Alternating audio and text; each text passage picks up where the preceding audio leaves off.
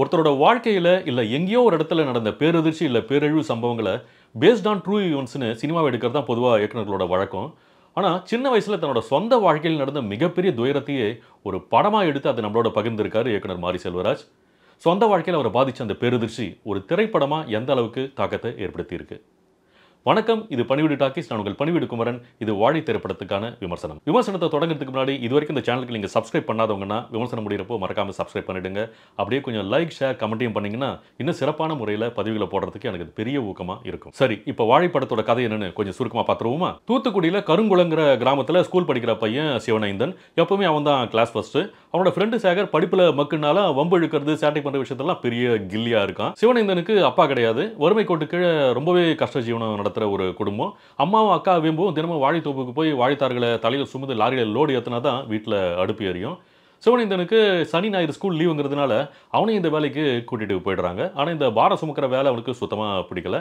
படிக்கிற பசங்களுக்கு சந்தோஷமா ஆடி விளையாடுறதுக்கு லீவை கொடுத்தா வீட்டில் அதை புரிஞ்சுக்காம இப்படி நம்மள சுமக்கூலி ஆக்கிட்டாங்களேன்னு பயங்கர வெறுப்புலையும் எரிச்சல்லையும் இருக்கான். இவனோட இந்த எரிச்சலுக்கு பெரிய மருந்தாவும் ஆறுதலாகவும் இருக்காங்க அவனோட ஸ்கூல் டீச்சர் பூங்கொடி. பையன் அவங்கள பார்த்தாலே அப்படியே பூரிச்சு போயிடுறான். அவங்க மேல அப்படி ஒரு க்ரஷ். டீச்சர் அவன் நல்லா படிக்கிற பையங்கிறதுனால அவன் மேல கொஞ்சம் கூடுதல் கவனத்தை செலுத்துறாங்க. இதுக்கிடையில சிவனேந்தனோட அக்கா வேம்புவுக்கும் கூலிக்கு வாழை இருக்கிற கனிக்கும் சின்னதா ஒரு லவ் ட்ராக். குறைஞ்ச கூலி கொடுத்து உழைப்ப சொல்ற முதலாளி கிட்ட கூலியை உயர்த்தலைன்னா வேலைக்கு வர மாட்டோம்னு புரட்சி பண்றாரு கனி. இதனால பிரச்சனை அந்த ஊர்ல பெருசா வெடிக்குது. இப்படி ஒரு சூழல்ல வழக்கம் போல ஒரு சனிக்கிழமை வருது. லோடு சுமக்கிறதுல இருந்து தப்பிக்கிறதுக்காக சிவனேந்தன் ஒரு நாடகம் ஆடிட்டு ஸ்கூல்ல நடக்கிற டான்ஸ் பிராக்டிஸ்க்கு போயிடுறான். ஆனா திரும்பி வரப்போ ஊர்ல நடந்து முடிஞ்ச விஷயங்கள் அவனு மட்டும் இல்ல நம்மளையும் சேர்த்து பயங்கரமா உலுக்கி எடுத்துடுது. அப்படி என்ன இந்த ஊர்லயும் வாழ்க்கையிலையும் நடந்ததுங்கிறது தான் கதை. ஆக்சுவலா படம் தொடங்குறப்போ என் வாழ்க்கையில் நடந்த மிக துயரமான ஒரு சம்பவத்தோட சினிமாவுக்காக கொஞ்சம் கற்பனையும் கலந்து உருவாக்கிய படம்னு மாரி செல்வராஜ் ஒரு டிஸ்க்ளைமர் போட்டு தான் படத்தையே ஆரம்பிக்கிறாரு. ஆனா படம் தொடங்கி சிவனேந்தனோட ஸ்கூல் லைஃப், டீச்சர் மீதான கிரஷ், குடும்பமா வாழைத்தார் சுமக்கிறது, ஃப்ரெண்டு சேகர் பண்ற சேட்டைகள், கூலி உயர்வு பிரச்சனை, வேம்பு கனியோட காதல்னு எல்லாமே சுவாரஸ்யமாவும் எளிய மனிதர்களோட வலியை புரிஞ்சுக்கிற மாதிரியான அழுத்தமான சம்பவங்களாகவும் சிறப்பாகவே இருக்கு. ஆனா இதுல பெருசா உலுக்கி எடுக்கிற மாதிரிலாம் ஒண்ணுமே இல்லையே. இயக்குனர் பாதிச்ச அளவுக்கு இன்னும் எதுவுமே நம்மள பாதிக்கலையே.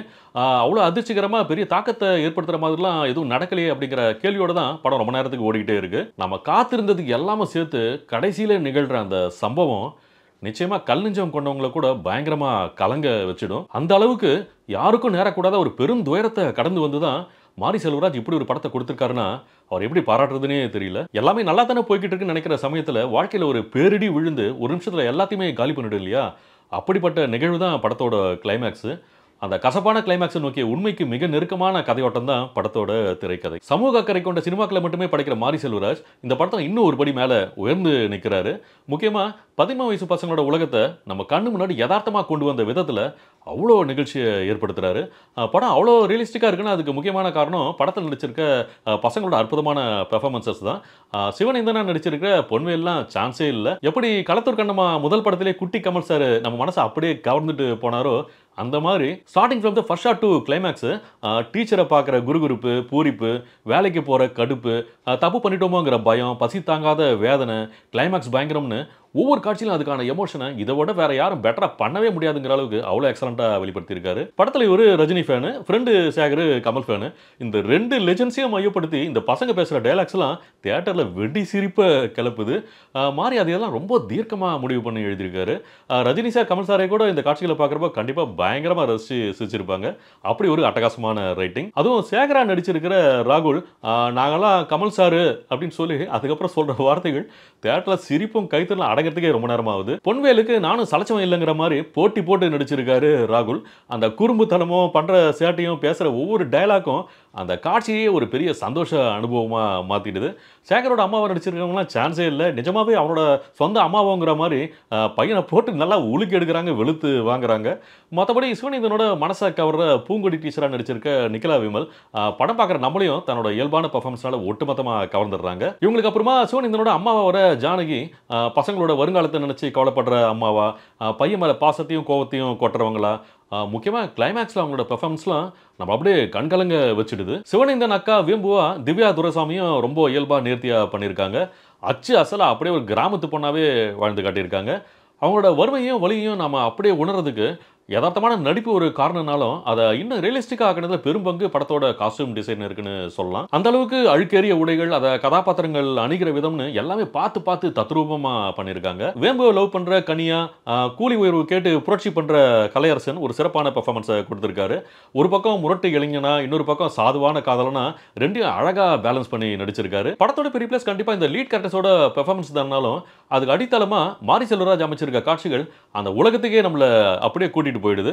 சந்தோஷமும் சேட்டைகளும் உற்சாகமும் துள்ளுற பள்ளிக்கூடம், வாழித்தார்களை தலையில சுமந்துக்கிட்டு மக்கள் வயல்வெளியில உடலும் காலும் வலிக்க வலிக்க நடக்கிறது, ஒத்த ரூபா கூலியை உயர்த்தி கட்டத்துக்கு முதலாளி பேசுற சுயநலமான அநியாய பேச்சு, தொலைக்க கூடாத தொலைச்சிட்டு சிவனேந்தன் பதட்டமாகி கதறி ஓடுறது, பசியோட கொடுமை, வாழ்க்கையை புரட்டி போடுற பேரதிர்ச்சின்னு ஒவ்வொரு காட்சியிலும் நம்மளால முழுசா அப்படியே ஒன்றி போக முடியுது. அந்த அளவுக்கு உண்மைத்தன்மையோட இயக்குனர் படத்தை செதுக்கியிருக்காருன்னே சொல்லலாம். முக்கியமா இந்த வாழைத்தாறு சுமக்கிற காட்சியெல்லாம் பார்க்கவே ரொம்ப கஷ்டமா இருக்கு. எப்படி ஒரு வாழைத்தாறு 30லேருந்து 40 கிலோ வெயிட் இருக்கும் போல இருக்கு. அதை தலையில ஒண்ணுக்கு மேல 2 வேற சுமந்து நடக்க முடியாம அவங்க தடுமாறதெல்லாம் பார்க்கறப்போ எங்க விழுந்துற போறாங்களோ நமக்கு அவ்வளவு பயமாவும் பதட்டமாவும் இருக்கு. ₹5 கொடுத்து வாங்கி சாப்பிடுற ஒரு வாழைப்பழத்துக்கு பின்னாடி இவ்வளோ கடினமான உழைப்பும் மிகப்பெரிய உழைப்பு சுரண்டலும் இருக்கிறத பார்க்கறப்போ நமக்குள்ளே ஒரு பெரிய நெருடலும் சங்கடமும் ஏற்படுறத தவிர்க்கவே முடியல. அந்த டெக்னிக்கல் சைட் கேமராமேன் தேனி ஈஸ்வருக்கு கண்டிப்பா ஒரு பெரிய சல்யூட்டே அடிக்கலாம்.